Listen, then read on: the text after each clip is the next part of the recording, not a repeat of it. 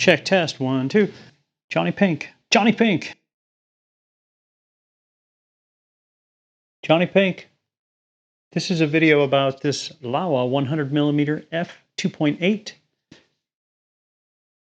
Let me start it with this guy right back here, and I'll see you guys on the flip side after. I'll give you my final thoughts at the end. Let's follow this guy right here. JonnyPink. I see a hawk in the tree over there. Today I am using my new Laowa 100mm macro lens. It's manual focus. It's an apochromatic lens that actually came from the telescope world. In the telescope world, you have achromatic and apochromatic. The way light comes in, and it comes in at a cone, it splits. You have red, green, and blue, and it all comes in and focuses at a different point on the sensor. So telescopes, if you get one of the more expensive ones, an apochromatic one, it has the elements in there that focus in one spot. Camera lenses do not. This is the same kind of technology in a camera lens, which is awesome. That's why it is so sharp. It's all manual, other than I easily get sidetracked. It's a manual focus lens. At least with this, the exposure simulation, it opens up the aperture blade so you can see what you're focusing on. You can focus peaking with the R5 allows you to actually get in focus, and you're focusing by moving your body back and forth until you see it, and then you snap the picture. The vibration reduction in this is helping me because I do move a lot. Ah, look at that.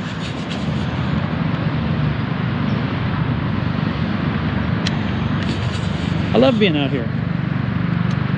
So what I'm trying to decide is this a lens for me? I'm on the constant look out for a setup that works for me and my style and my ability of shooting. I think only time will tell. I've got to use this. I'll probably shoot later today at home or in the park by my house. Yes, there is a regional airport here, so it's always extremely loud, and you have the freeway over there and a highway, and I'm looking for the bridge. It's in the bridge! What's that confounded bridge? On that side. I gotta get over there. Anyway, so that's what this lens does. That's why it is so sharp. That's why it's so amazing.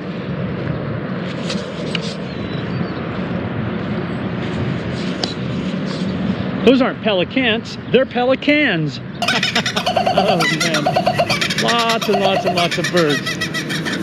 But I can take photos of those birds, some of them with this lens, because I'm not using an extension tube. I just have to find focus.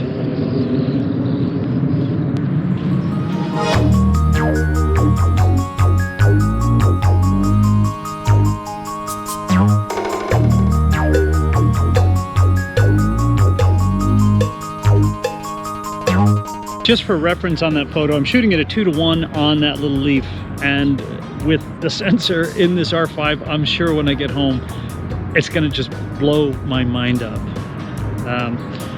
Nothing on that bridge right there right now to shoot. Gonna head down that way. So I just have to get used to shooting manual focus is all. Because with the Canon 100mm L lens with image stabilization, I go between the two, and where I'm going to miss that focus, autofocus, is for video.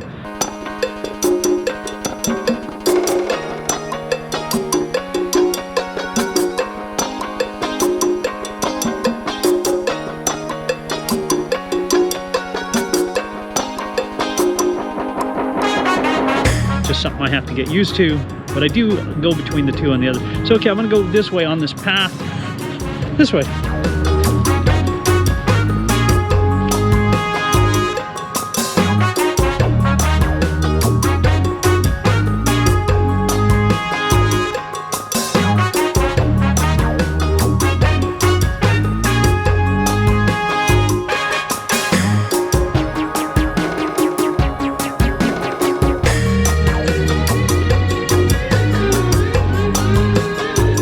This is the other side of the river, or of the lake over there.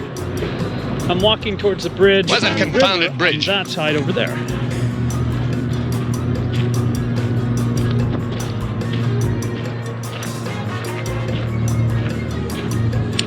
I'm just gonna make a big loop here. I've shot some fantastic water droplets. Really impressed by that.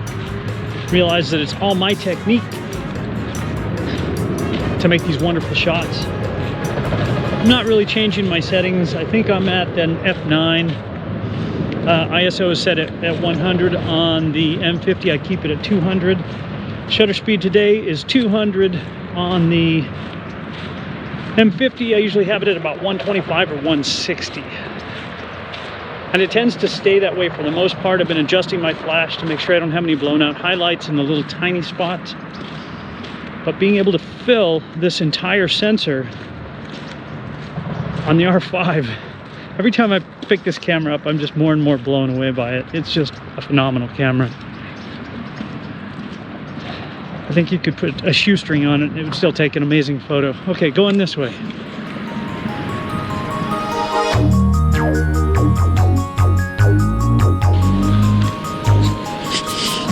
Just for a little perspective, that little ant is what you just saw, or will see. I've shot it a couple of times, and it's best if I really kind of prop my lens up. At 2:1, it's really hard to keep still.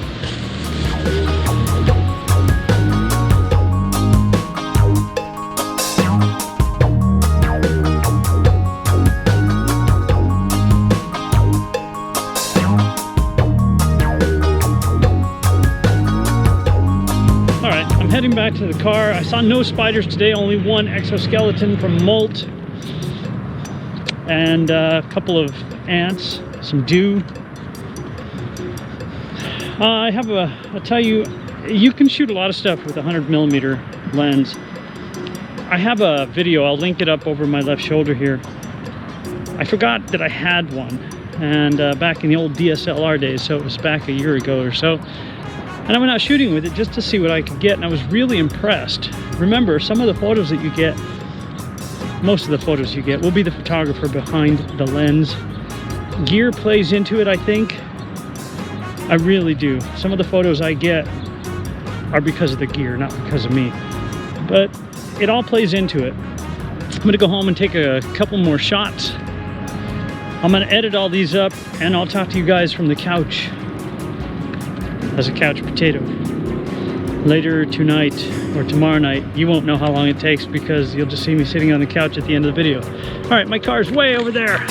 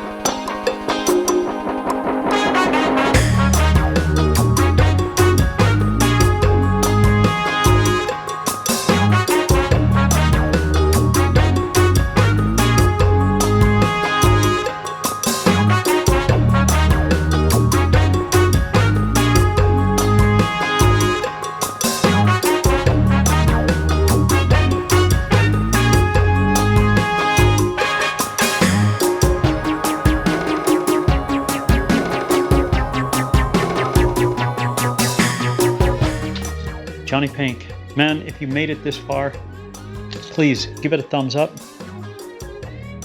I want to say thank you if you did. This is, of course, my Laowa, there we go, 100mm, and I have it here on the Canon R5.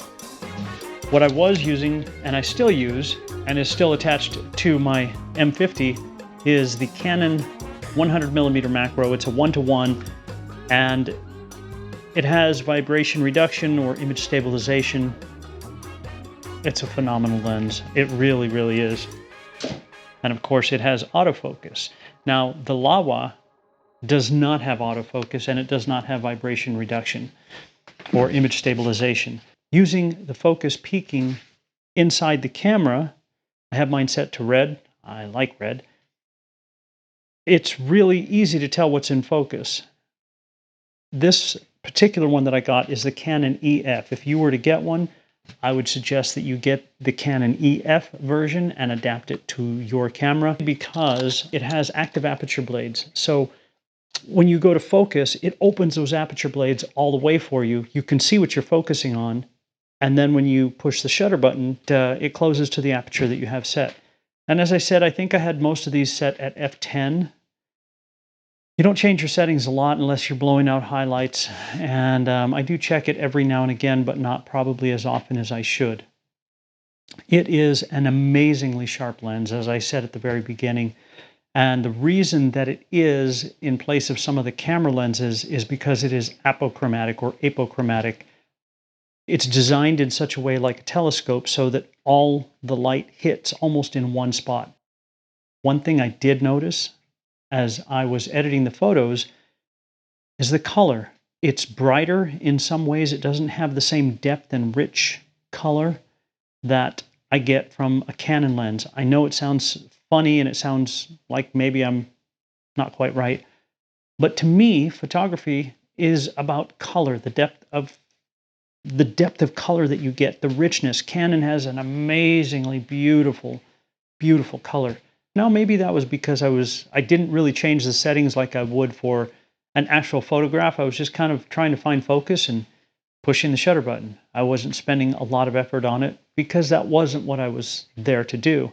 I didn't get the spiders that I wanted while I was out there, but that's just an adventure for another day. I have to get used to shooting manually. It really takes a little bit more skill, I think, than shooting with autofocus. Video that I showed in there earlier was completely handheld. The IBIS, although is good for a photo, does not work as well for video. The combination of that Canon lens with the image stabilization plus the IBIS in the camera is phenomenal. Then you can get some amazing handheld video, but without it, the IBIS just isn't quite up to the task. Now, if GoPro made a camera with an interchangeable lens, that would be pretty special. But aside from all that, that's just a dream. This is my diffuser. I am diffusing the light. I'm bouncing it through the diffuser so I don't get hot spots. This seems to really work for me. I like this little thing better than the big thing I was using initially. Phenomenal lens. I'm really, really enjoying it. I'm going to keep shooting it. Well, I'm going to keep it. And I'm going to go between the Canon 100mm and this because I think it takes some amazingly sharp photos that in some ways you don't get from the Canon. Canon has the advantage of, again, the image stabilization and autofocus, which allows you to really snap onto your subject. At least it did for me. That's the advantage. So it's up to you, whichever one you think is the right lens for you. This one, I think, was $500 or $600. It's not that much money, whereas the Canon is about $1,200. There's a big difference in price. And yeah, don't ask me why I bought both. The other thing I bought to go with my Canon lens to really get in there is a couple more extension tubes so that I can just do something really stupid. At some point, I do wonder how the Raynox is going to fit on here too, but that might be really, really stupid overkill. I'll try it anyway. Johnny Pink, I want to say thanks to everyone for watching and letting me share with you guys. I love it. Absolutely having an absolute blast. You guys have a fantastic day out there. Whatever it is you're going to do, it is what you make it. Please give this video a thumbs up. Share it with somebody. Tell somebody about how silly I am. I don't know. Johnny Pink, man, look how clean and shiny that glass is with just one little lip print. Let's see. Yeah, that's some good brandy tonight. Actually, it's cheap brandy, but it's really good. Johnny Pink, thanks a lot, man, for letting me share. I'll see you guys out there. Have a great day.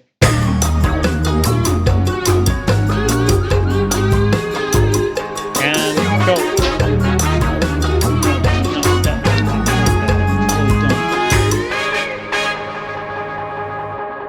Johnny Pink, this is a video about my Laowa. Johnny Pink, this is my video about my Laowa 100mm f2.8